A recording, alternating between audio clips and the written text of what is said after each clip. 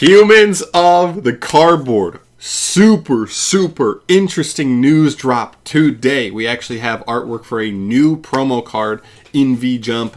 I know these don't tend to be amazing, but this one in particular is different a little bit. As you can probably tell from the artwork here, this is like a new Magician of Faith kind of retrain card. It looks like, I believe this is like a 25th anniversary, which even more so kind of gets me a little more hype.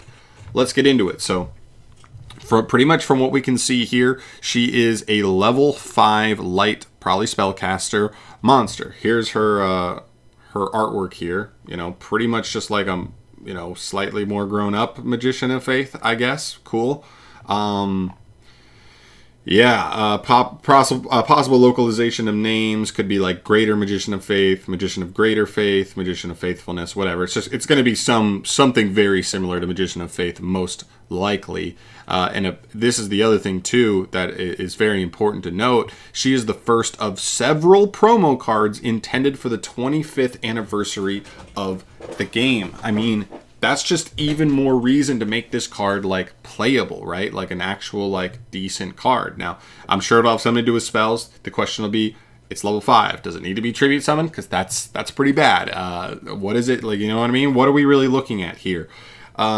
Really interesting card though. Very curious to see where it goes. There's not really a ton of speculation we can do at this point. It's also like a high level spellcaster that can be sent off of Magician Souls. So I guess like that's interesting. I don't know. Seriously, I literally just saw this. I was like, you know what? I got to talk about this because this isn't just like a random promo. Like I didn't even want to make a video on like the last promo that was it was just like the super heavy samurai card. It seemed okay, but I didn't even know how it functioned in the deck.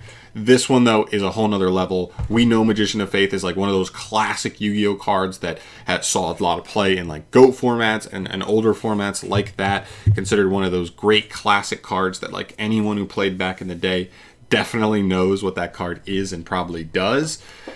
So yeah, I think this one's pretty cool. I would love it if they just stay on this. Like they said, first of several promo cards for the 25th anniversary. Are they just going to do like a promo cool retrain for like multiple different like old classic cards like from like GOAT format era? That would be so freaking cool. Like Breaker the Magical Warrior like retrain. Oh my, but like actually good enough for like modern day Yu-Gi-Oh to be like a really good spellcaster support card. That would be insane. Oh my god. So yeah, there's a lot going on here, right? Like, I'm not the biggest GOAT player, but I still always look at the old classic GOAT cards and I go, these cards were sweet, man. These cards were sweet. And I love the idea of more modernized versions, especially if they're like, actually like, dang, that's kind of good.